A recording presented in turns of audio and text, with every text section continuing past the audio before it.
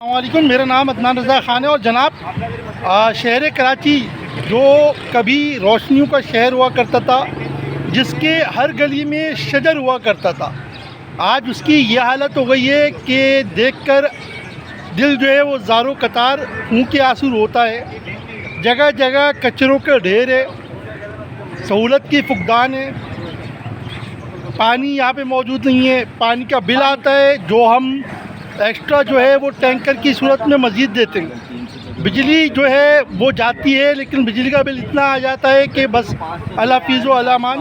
उस पर हम जो है बिजली के साथ साथ बिजली का बिल दे रहे हैं, उसके साथ साथ जनरेटर और सोलर पैनल्स लगाने में मजबूर हैं। और शहर कराची को इन्होंने ऐसा न्यूज़ डाला है कि इसका इंफ्रास्ट्रक्चर बिल्कुल इस टाइम पे तबाह हाल है। और कराची शहर लेकिन आज भी अपने दुख रखने वालों का शहर है, आज भी मदद करने वालों का शहर है। अल्लाह पाक शहर कराची की हिफाजत फरमाए और इन दुश्मन अनासिर से शहर कराची को महफूज फरमाए। जज़ाकल्लाह, अल्लाह हाफ़िज़।